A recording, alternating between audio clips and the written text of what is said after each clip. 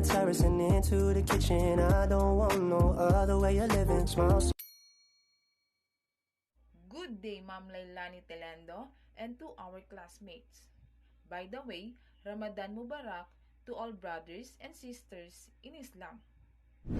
We are the Group 5, and today we will present to you the artists and artisans. But before we begin, I want you to listen carefully. And here is your reporters. Good day and Assalamu alaikum. I am Salma Pika, son of BSP LRG 3B. Good day and Assalamu alaikum warahmatullahi ta'ala wabarakatuh. I'm Johara Giaber of BSP LRG 1B. Good day, I am Julhani Tumbas III of BSPA LRG 1B. Good day, Assalamu alaikum warahmatullahi ta'ala wabarakatuh. I am Rowena Giamlot, BSPA LRG 3B. Good day, everyone. My name is Marian Esther Acosta Lau of BSPA LRG. Artist and artisan. So what is artist and artisan?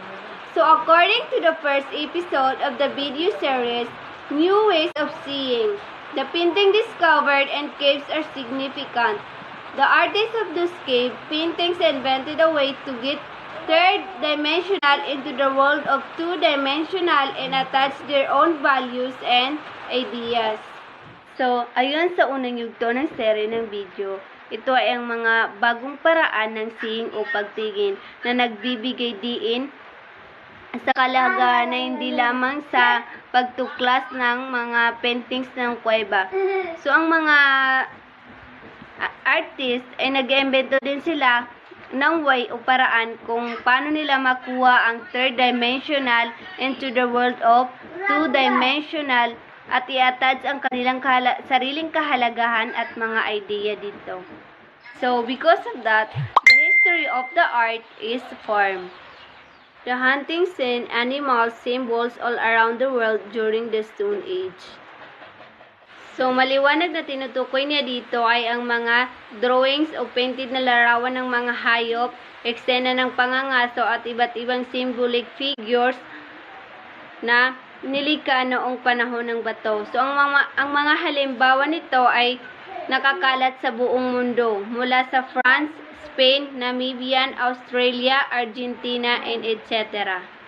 Of course, these works were not yet appreciated, let alone be called art, out of boredom, curiosity.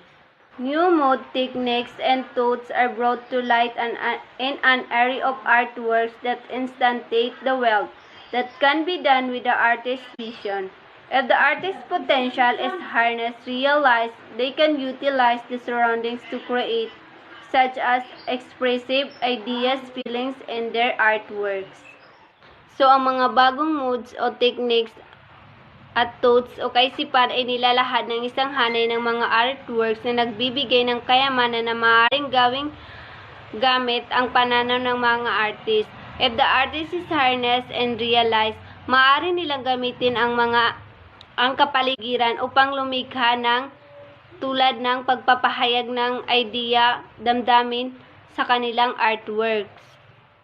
The impulsive to create is at the core of human civilization. Much like the impulse to communicate through language, artists embody culture into their art. The Stonehenge Wiltshire, England, of the Neolithic era or New Stone Age.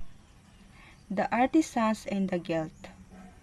Museum sheltered artwork, interesting objects, centuries old of renowned artists from all of the world for us to see. Magnificent structures that are often appreciated not only for their historical significance but more so for their artistic characteristics, making them unique. Example, the Gothic cathedrals and other mega structures, the all of the built-in.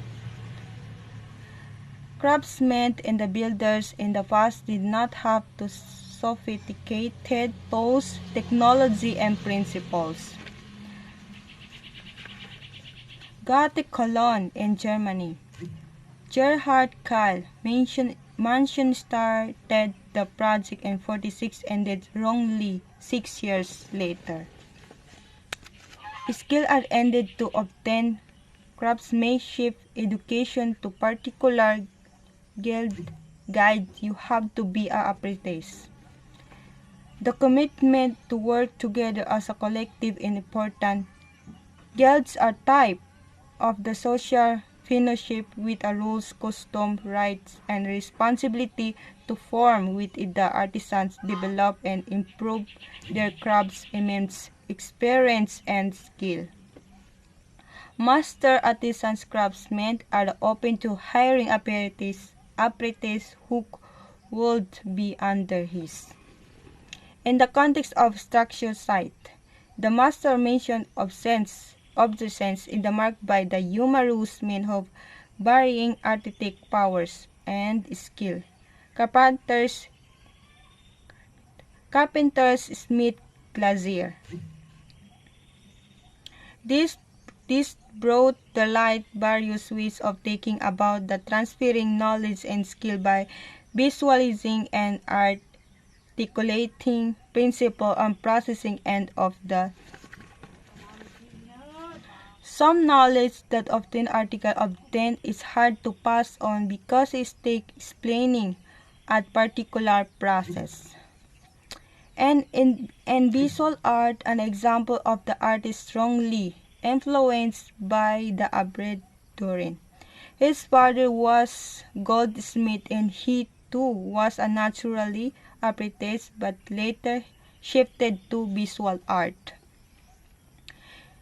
It was a custom to travel after completing apprenticeship to gather more experience and knowledge elsewhere. His life was ripe with travel film of fortune because of his way knowledge. He published a number of books and treatises, including those who tackle particular skills and artists, which would be later on useful more other artisans and craftsmen.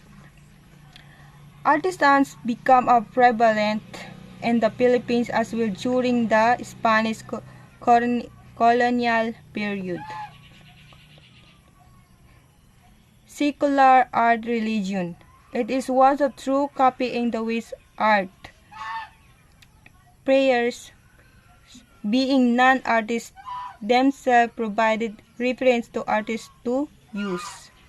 Spanish commitment use a lot of artists to carve, paint, and engrave images for church and public state. Different artists from the Ban Rizal Laguna focus on different features, manners. Project Kesame is collective and endeavor among artists and advocated who aim to promote the art of true engagement and appreciation of ceiling painting and more than church in photo. One example is Spanish architecture that has been documented is a Church of the Most Holy Trinity in Bicol. Built in 1822, the ceiling painting and were reded traploy, skull are depicting biblical and tones. In 2003, is become a national historical landmark. It was therefore unfortunate that his church was one of those nearly damaged during the devastating earthquake in Bohol in 2013. Yan na yung kanyang details, no? Yung closure details ng Colon Cathedral, no? Yung kanyang stained glass sa Cologne, Germany noong 2015. The gilt nick under the four crown saints. Ito na yung mga rebulto ng Four Crown Saints, no, na noong 1416. This was commissioned by the Arte dei Maestre de Pietra e Legname, o ang Guild of Wood and Stone Cutters, doon sa Orsan Michael, Florence. Ito naman ang self-portrait ni Albrecht Dürer noong 1500 ng oil on the lime panel, Alt Pinakothek or ang Munich collection. And lastly, ang kuha, no, ng litrato sa Church ng Most Holy Trinity sa Loay, Bohol, locally referred to as Santissima Trinidad Parish. The Artisans Studio. Transformation of craftsman to artist, independent artist.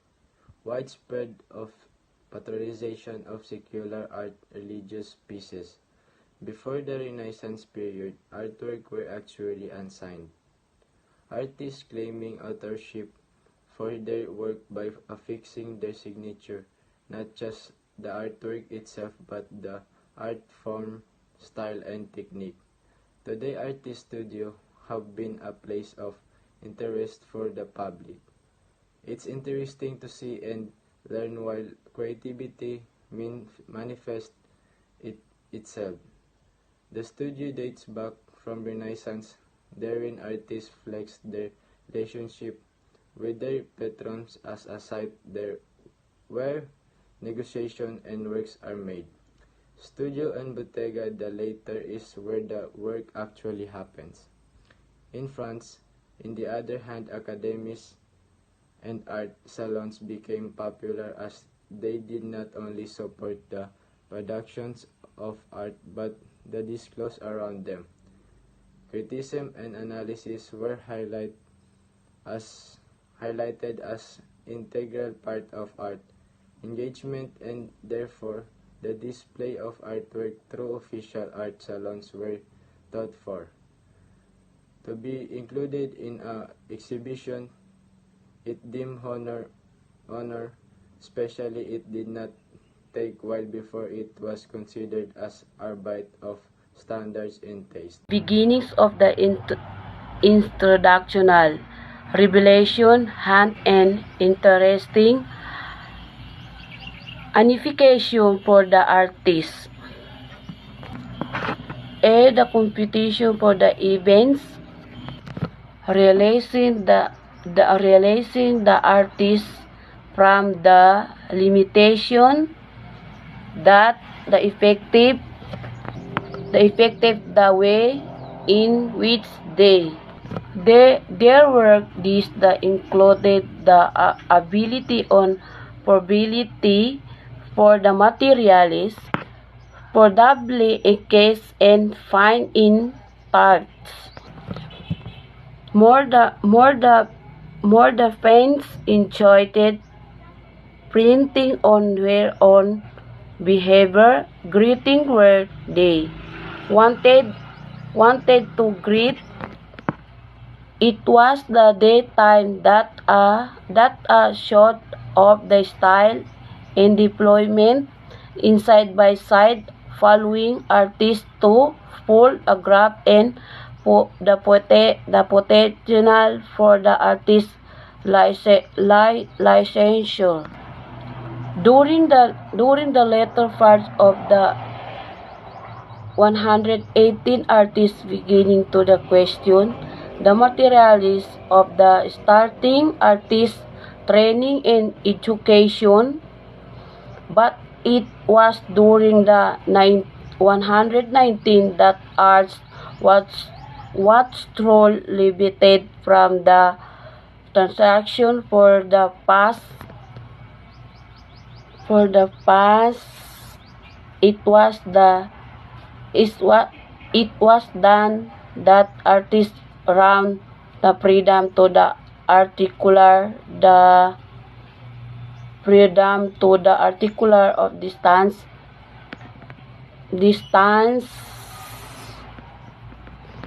distance distance away of the Great Protocol. James Abbott McNeill Whistler. Ito na yung artist studio niya from sketchbook noong 1854 to 55. Black ink on off-white wallpaper. Gift of Margaret C. Burwell, Helen L. King, and Sybil A. Walk noong 1970 sa Metropolitan Museum of Art.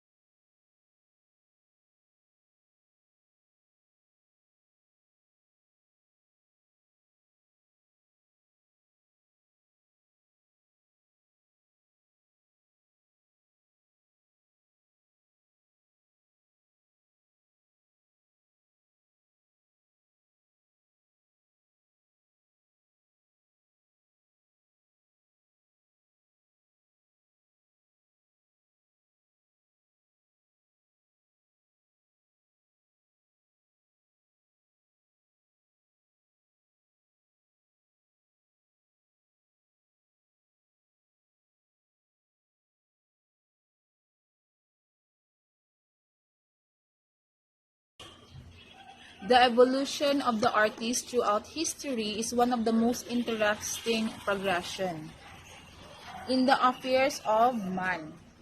From the banalities of the works he created to assist and inform the everyday, he was caught in the midst of prevailing and shifting ideologies and utilized the power of the creativity and imagination in attempt to grapple with the world around him. There is much responsibility and expectation ascribed to artists.